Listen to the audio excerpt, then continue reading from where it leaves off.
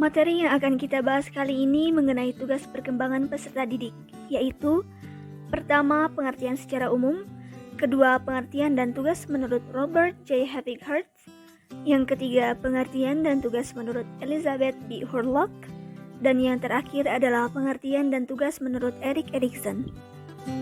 Materi pertama mengenai pengertian tugas pengembangan. Tugas-tugas pengembangan adalah tugas-tugas yang harus dilakukan, dipecahkan, dan diselesaikan oleh setiap individu dalam tahap-tahap pengembangannya, agar individu tersebut menjadi bahagia. Yang selanjutnya, ada tugas perkembangan menurut Robert James Hart. Robert ini adalah seorang profesor pendidikan di Universitas Chicago sejak tahun 1941. Beliau mengatakan bahwa tugas perkembangan adalah tugas yang muncul pada atau sekitar periode kehidupan individu tertentu, pencapaian yang sukses yang mengarah pada kebahagiaannya, dan keberhasilan dengan tugas-tugas selanjutnya. Sementara kegagalan menyebabkan ketidakbahagiaan pada individu, ketidaksetujuan oleh masyarakat, dan kesulitan dengan tugas-tugas selanjutnya. Lalu, menurut Robert ini, ada 6 tahapan rumusan tugas perkembangan. Yang pertama, ada masa bayi dan kanak-kanak awal. Tugas perkembangan pada masa ini diantaranya ada belajar berjalan, ada belajar makanan-makanan padat, belajar berbicara, belajar mengendalikan buang air kecil dan besar, belajar membeda-bedakan jenis kelamin dan menghargainya, belajar memperoleh keseimbangan fisiologis, menyusun konsep-konsep sederhana mengenai realitas sosial dan realitas fisik, belajar menjalin hubungan secara emosional antara dirinya dengan orang tua, dengan saudara-saudara, dan dengan yang lainnya. Dan yang terakhir, belajar membedakan antara hal yang benar dengan hal yang salah, serta mengembangkan kata hati. Tahapan yang kedua ada masa kanak-kanak akhir. Tugas pengembangan pada masa ini adalah diantaranya ada belajar keterampilan fisik yang diperlukan dalam permainan ringan atau mudah, ada belajar menentukan sikap-sikap yang sehat terhadap dirinya demi keperluan organismenya yang sedang tumbuh, ada belajar bergaul dan bermain dengan teman-teman seusianya, belajar mulai menemukan peran sosial yang cocok bagi dirinya sebagai pria atau wanita, belajar mengembangkan keterampilan-keterampilan dalam membaca, menulis, dan berhitung.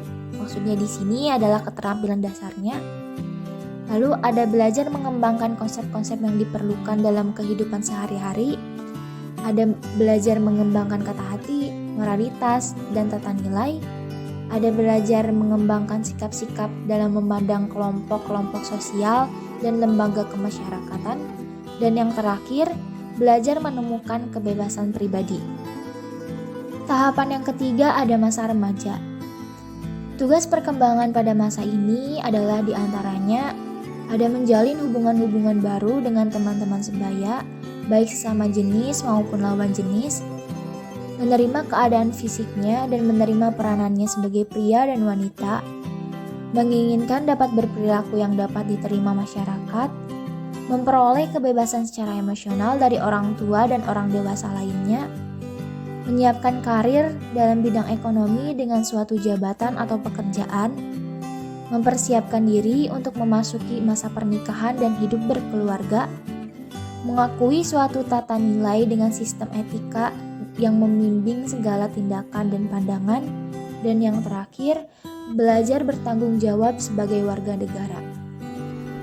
4. Masa dewasa awal. Tugas perkembangan pada masa ini yaitu mendapatkan suatu pekerjaan, memilih pasangan hidup, belajar untuk hidup bersama sebagai suami istri, mulai hidup berkeluarga, mengasuh dan membimbing anak, memimpin sebuah rumah tangga, bertanggung jawab sebagai warga negara yang baik, memperoleh kelompok sosial yang cocok dengan nilai hidup dan pahamnya.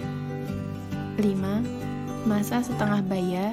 Tugas perkembangan pada masa ini yaitu mencapai kedewasaan, bertanggung jawab terhadap negara dan masyarakat, membimbing anak-anak remaja untuk mampu bertanggung jawab dan berbahagia kelak bila dewasa, mengembangkan kegiatan-kegiatan pengisi waktu kosong sesuai dengan keahlian dan keinginan, menciptakan hubungan suami istri yang serasi, menerima dan menyesuaikan diri dengan adanya perubahan-perubahan fisiologis pada usia tengah baya, mencapai dan mengutamakan penampilan yang memudahkan dalam karir profesional, dan mulai menyesuaikan diri dengan kehidupan orang tua yang lanjut usia. 6. Masa tua atau usia lanjut. Tugas perkembangan pada masa ini yaitu siap menghadapi keadaan menurut kondisi fisik dan kesehatan, siap untuk mengalami penurunan pendapat, siap untuk menghadapi kematian suami atau istri, membina hubungan yang baik dengan anggota sekelompok usia, memelihara kondisi fisik agar tetap menyenangkan, menyesuaikan diri untuk mengurangi tugas-tugas sosial, tetapi memenuhi kewajiban-kewajiban sebagai warga negara dan masyarakat. Tugas perkembangan menurut Elizabeth B. Harlock. Harlock adalah seorang ahli psikologis yang telah banyak mengharang buku-buku psikolog. Arti tugas perkembangan menurut Harlock pada tahun 1981 menyebut tugas-tugas perkembangan ini sebagai social expectation, yang artinya setiap kelompok budaya mengharapkan anggotanya menguasai keterampilan tertentu. Yang selanjutnya ada rumusan tugas perkembangan Hurlock. Rumusan tugas perkembangan Hurlock ini berbeda dengan Erikson. Di sini Hurlock membuat 8 rumusan tugas perkembangan. Yang pertama ada masa sebelum lahir atau pranatal. Periode pra-kelahiran atau yang biasa disebut dengan prenatal period ialah saat dari pembuahan hingga kelahiran. Periode ini merupakan masa pertumbuhan yang luar biasa dari satu sel tunggal hingga menjadi organisme yang sempurna dengan kemampuan otak dan perilaku yang dihasilkan kira-kira dalam periode 9 bulan. Yang kedua, ada masa bayi atau infasi. Masa bayi ini ialah periode perkembangan yang merentang dari kelahiran hingga 18 atau 24 bulan. Masa bayi adalah masa yang sangat bergantung pada orang dewasa. Banyak kegiatan psikologis yang terjadi hanya sebagai permulaan seperti bahasa, pemikiran simbolis, koordinasi sensori motor, dan belajar sosial. Yang ketiga ada masa kanak-kanak awal atau early childhood. Masa kanak-kanak awal yaitu periode perkembangan yang merentang dari masa bayi hingga usia 5 atau 6 tahun. Periode ini biasanya disebut dengan periode prasekolah. Nah, selama masa ini, anak-anak kecil belajar semakin mandiri dan menjaga diri mereka sendiri, mengembangkan keterampilan kesiapan bersekolah, dan meluangkan waktu berjam-jam untuk bermain dengan teman-teman sebayanya. Lalu, jika telah memasuki kelas 1 sekolah dasar, maka secara umum, masa kanak-kanak awal ini berakhir. Yang keempat, yaitu masa kanak-kanak akhir. Masa kanak-kanak akhir memiliki rentang usia 6-12 tahun. Masa pertengahan dan akhir anak-anak ialah periode perkembangan yang merentang dari usia kira-kira 6 hingga 11 tahun, yang kira-kira setara dengan tahun-tahun sekolah dasar. Periode ini biasanya disebut dengan tahun-tahun sekolah dasar. Keterampilan-keterampilan fundamental seperti membaca, menulis, dan berhitung telah dikuasai. Anak secara formal berhubungan dengan dunia yang lebih luas dan kebudayaan. Prestasi menjadi tema yang lebih sentral dari dunia anak dan pengendalian diri mulai meningkat. Yang kelima, masa remaja. Masa remaja memiliki rentang usia 15-21 tahun. Masa remaja ialah suatu periode transisi dari masa awal anak-anak hingga masa awal dewasa, yang dimasuki pada usia kira-kira 10 hingga 12 tahun dan berakhir pada usia 18 tahun hingga 22 tahun. Masa remaja bermula pada perubahan fisik yang cepat, pertambahan berat dan tinggi badan yang dramatis, perubahan bentuk tubuh dan perkembangan karakteristik seksual seperti pembesaran buah dada, perkembangan pinggang dan kumis, dan dalamnya suara. Pada perkembangan ini, pencapaian kemandirian dan identitas sangat menonjol, pemikiran semakin logis, abstrak, dan idealistis, dan semakin banyak menghabiskan waktu di luar keluarga. Yang keenam, yaitu masa dewasa awal. Masa dewasa awal memiliki rentang usia 21 sampai 40 tahun. Masa dewasa awal ialah periode perkembangan yang bermula pada akhir usia belasan tahun atau awal usia 20-an tahun dan yang berakhir pada usia 30-an tahun. Ini adalah masa pembentukan kemandirian pribadi dan ekonomi, masa perkembangan karir, dan bagi banyak orang, masa pemilihan pasangan, belajar hidup dengan seseorang secara akrab, memulai keluarga, dan mengasuh anak-anak. Yang ketujuh, masa dewasa madya. Masa dewasa madya memiliki rentang usia 40-60 tahun. Masa pertengahan dewasa ialah periode perkembangan yang bermula pada usia kira-kira 35 hingga 45 tahun dan merentang hingga usia 60-an tahun. Ini adalah masa untuk memperluas keterlibatan dan tanggung jawab pribadi dan sosial, seperti membantu generasi berikutnya menjadi individu yang berkompeten, dewasa, dan mencapai serta mempertahankan kepuasan dalam berkarir. Yang kedelapan yaitu masa usia lanjut. Masa usia lanjut memiliki rentang usia 60 dan seterusnya. Masa akhir dewasa ialah periode perkembangan yang bermula pada usia 60-an atau 70 tahun dan berakhir pada kematian. Ini adalah masa penyesuaian diri atas berkurangnya kekuatan dan kesehatan, menatap kembali kehidupannya, pensiun, dan penyesuaian diri dengan peran-peran sosial yang baru. Tugas perkembangan menurut Erik Erikson.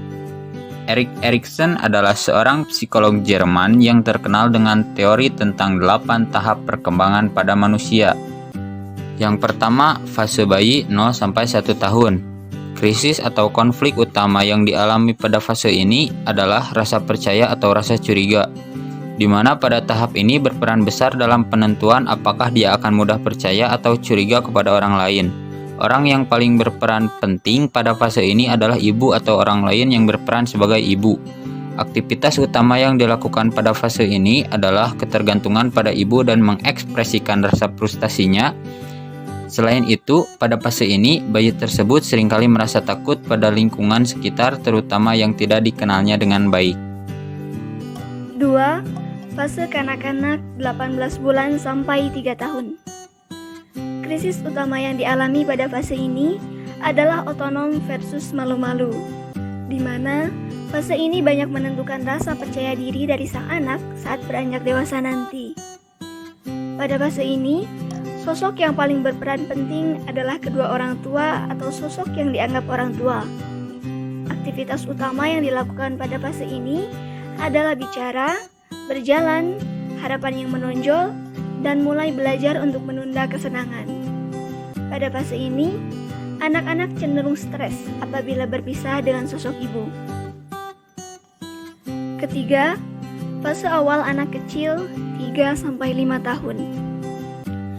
Pada fase ini, seluruh anggota di keluarga sang anak sangat berperan besar dengan pertumbuhan sang anak. Krisis emosi yang paling dirasakan pada fase ini adalah inisiatif versus rasa bersalah. Disinilah sang anak belajar banyak mengenai apa yang boleh dan tidak boleh, serta mencoba untuk mengerjakan segala sesuatu sendiri. Aktivitas atau perilaku utama yang menonjol pada fase ini adalah bertambahnya kosakata yang dikuasai dan mulai melakukan interaksi dengan kelompok sebaya. Namun, pada fase ini, anak-anak cenderung merasa bersalah dan minder yang diekspresikan dengan menjauhi kelompok atau menangis. Keempat, fase anak kecil 5-13 tahun.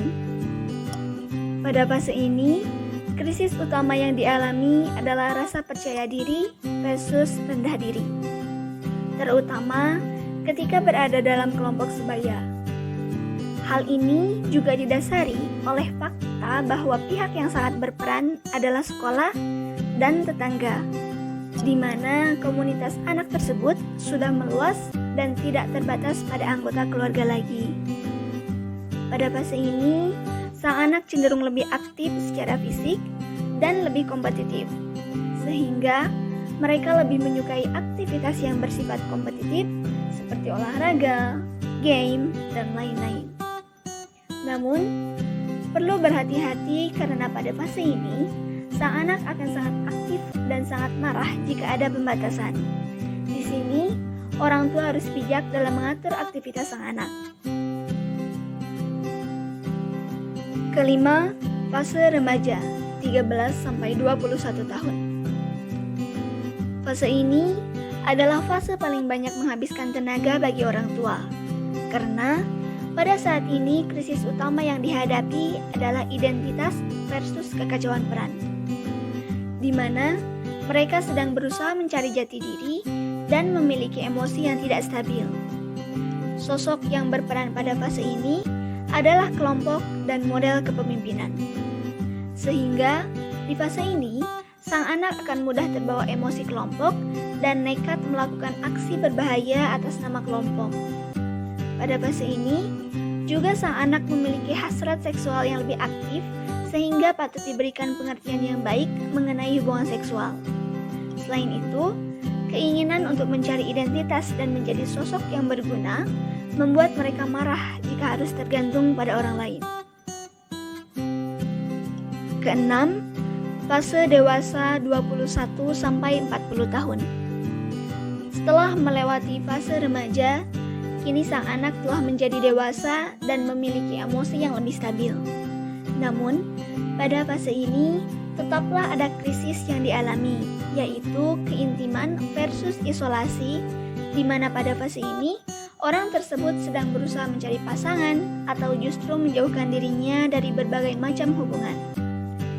Semuanya tergantung dari berbagai pengalaman yang dialaminya. Oleh karena itu, sosok yang sangat berperan pada fase ini adalah pasangan lawan jenis, di mana stres utama yang dialami pada fase ini biasanya berhubungan dengan lawan jenisnya, seperti takut jika bercerai atau putus. Tidak hanya mencari pasangan, di fase ini orang tersebut juga sibuk membangun karir dan membangun tujuan hidup. Ketujuh, fase paruh baya 40-60 tahun. Setelah mengalami berbagai macam hal dan masalah, di fase ini seseorang memiliki krisis utama peduli dan pemandu keturunan versus stagnansi, di mana orang tersebut cenderung suka berbagi pengalaman dan ilmu serta ingin meninggalkan suatu warisan. Namun demikian, adanya kemungkinan seorang justru merasa tidak berguna karena pernah mengalami kegagalan besar di hidupnya. Pada fase ini, keluarga kembali memiliki peran yang penting dalam hidupnya. Selain itu, institusi atau pekerjaan tempat dia bernaung juga berperan besar. Hal utama yang dilakukan pada fase ini umumnya adalah sibuk membuat ide untuk generasi masa depan dan mencapai tujuan hidupnya. Sedangkan, hal yang dapat membuatnya sangat stres adalah adanya interupsi pada pekerjaannya dan perpisahan keluarga. Kedelapan, fase lansia lebih dari usia 60 tahun. Akhirnya, tibalah kita pada fase akhir kehidupan manusia, yaitu fase lansia, di mana krisis utama yang dialami pada fase ini adalah integritas versus putus asa. Rasa integritas cenderung muncul karena adanya rasa tanggung jawab yang besar akan peran yang didapatnya selama masih muda, sedangkan seringkali rasa putus asa ini muncul karena perasaan kecewa atas ketidakberhasilan yang pernah dialaminya. Pada fase ini, sosok yang berpengaruh adalah siapapun yang dapat membuat dirinya merasa berguna. Oleh karena itu, untuk kamu yang memiliki lansia di rumahnya, usahakanlah untuk selalu mengucapkan terima kasih untuk segala bantuan yang diberikannya meski sekecil apapun itu. Karena ucapan terima kasih tersebut membuat seseorang merasa dirinya berguna. Pada fase lansia ini, aktivitas utama yang paling disenanginya adalah berbagi pengalaman, sehingga mereka akan sangat senang jika ada teman bicara. Sedangkan, hal yang paling membuatnya stres adalah perasaan tidak berguna lagi oleh orang-orang di sekelilingnya. Sekian yang dapat kami sampaikan. Mohon maaf apabila banyak sekali kekurangan. Akhir kata, kami ucapkan terima kasih.